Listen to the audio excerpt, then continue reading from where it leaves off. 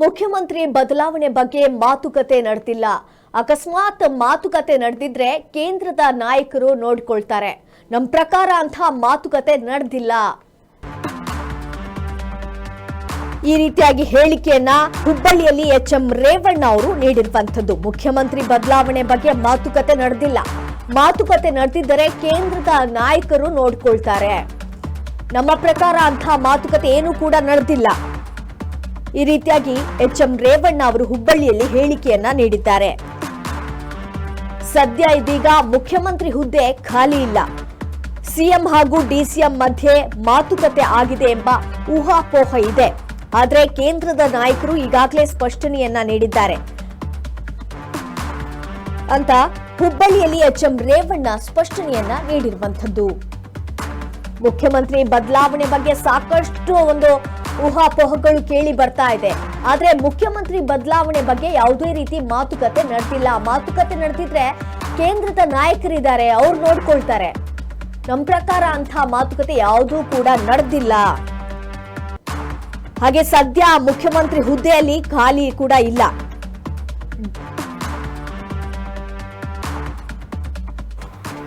MLAಗಳಿದ್ದಾರೆ, ಅದಕ್ಕೆ ಆದಂತ ರೀತಿಗಳಿದೆ.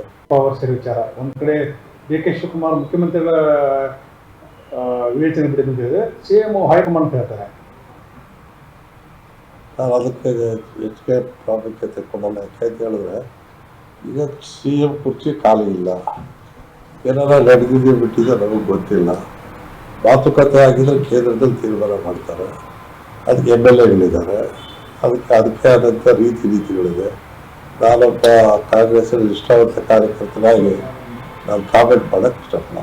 ಪವರ್ ಸೇರ್ ವಿಚಾರ ಒಂದ್ ಕಡೆ ಡಿ ಕೆ ಶಿವಕುಮಾರ್ ಮುಖ್ಯಮಂತ್ರಿಗಳ ವಿವೇಚನೆ ಬಿಟ್ಟಿದೆ, ಸಿಎಂ ಹೈಕಮಾಂಡ್ ಹೇಳ್ತಾರೆ.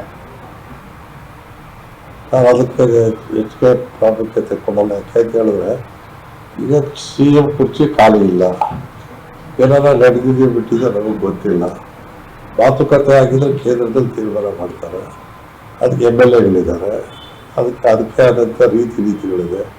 ನಾನೊಬ್ಬ ಕಾಂಗ್ರೆಸ್ ನಿಷ್ಠಾವಂತ ಕಾರ್ಯಕರ್ತನಾಗಿ ನಾನು ಕಾಮೆಂಟ್ ಮಾಡಕ್ಕೆ ಇಷ್ಟಪಡ.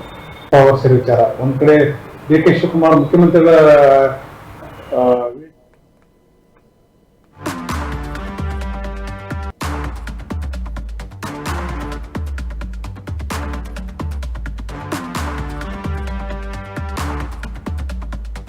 ಇನ್ನು RSS ಸಂವಿಧಾನದ ಆಶಯಕ್ಕೆ ತದ್ವಿರುದ್ಧವಾಗಿದೆ. RSS ಒಂದು ಧರ್ಮದ ವಿರುದ್ಧವಿದೆ. ಅದರ ತತ್ವ ಸಿದ್ಧಾಂತವನ್ನ ಜನ ಒಪ್ಪೋದಿಲ್ಲ. ಆದ್ರಿಂದಲೇ ಅದರ ನಿಯಂತ್ರಣ ಮುಖ್ಯವಾಗಿದೆ. ಹುಬ್ಬಳ್ಳಿಯಲ್ಲಿ ಎಚ್ಎಂ ರೇವಣ್ಣ ಎಂದು ಹೇಳಿಕೆಯನ್ನ ನೀಡಿದ್ದಾರೆ. RSS ಸಂವಿಧಾನದ ಆಶಯಕ್ಕೆ ತದ್ವಿರುದ್ಧವಾಗಿರುವಂತದ್ದು. RSS ಕೇವಲ ಒಂದು ಧರ್ಮದ ವಿರುದ್ಧ ಇದೆ. ಅದರ ತತ್ವ ಸಿದ್ಧಾಂತವನ್ನ ಜನ ಯಾರೂ ಕೂಡ ಒಪ್ಪುವುದಿಲ್ಲ. ಅದರಲ್ಲಿ ಏನೆಲ್ಲ ತತ್ವ ಸಿದ್ಧಾಂತಗಳಿದೆಯೋ ಅದನ್ನ ಜನ ಒಪ್ತಾ ಇಲ್ಲ. ಆದ್ರಿಂದಲೇ ಅದರ ನಿಯಂತ್ರಣ ಆಗಬೇಕಾಗಿದೆ, ಅದು ಮುಖ್ಯವಾಗಿದೆ. ಈ ರೀತಿಯಾಗಿ ಹುಬ್ಬಳ್ಳಿಯಲ್ಲಿ ಎಚ್ಎಂ ರೇವಣ್ಣ ಅವರು ಹೇಳಿಕೆಯನ್ನ ನೀಡಿದ್ದಾರೆ.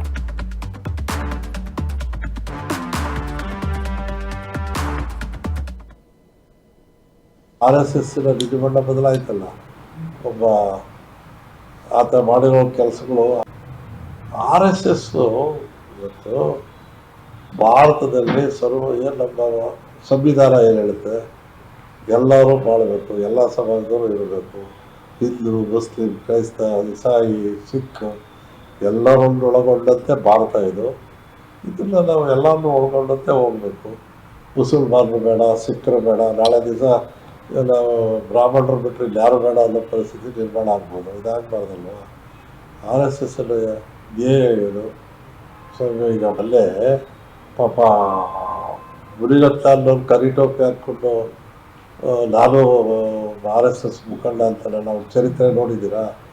ಅಂಥವನ್ನ ಇವರು ಆ RSS ಡ್ರೆಸ್ ಹಾಕ್ಸಿದ್ಮೇಲೆ RSS ವಿಧಿಮಂಡ ಬದಲಾಯ್ತಲ್ಲ, ಒಬ್ಬ ಆತ ಮಾಡಿರೋ ಕೆಲಸಗಳು. ಅಶೋಕನ ಬಾಯಾಕಲ್ಲೇ ಬಿಟ್ಟು ಕೊಲ್ಲಕ್ಕೆ ಪ್ರಯತ್ನ ಮಾಡಿಸ್ತಾರೆ. ಯಾವ್ಯಾವ ಕೆಲಸ ಮಾಡಿದ್ದಾರೆ ಬೆಂಗಳೂರು ಜನತೆಗೆ ಗೊತ್ತಿದೆ. ಅಂಥ ವ್ಯಕ್ತಿಯೂ ಕೂಡ RSS ಕಾರ್ಯಕರ್ತ ಆದರೆ RSS ಹೇಳ್ಕೊಳ್ತಿದ್ದೇನು. ಆಮೇಲೆ ರಾಷ್ಟ್ರೀಯತೆ ಎಲ್ಲಿದೆ ಅವರಲ್ಲಿ? ಅವ್ರ ಆಫೀಸ್ ಮೇಲೆ ಭಾರತ ಧ್ವಜ ಹಾರಿಸ್ತಾ ಇದ್ದಾರೆ.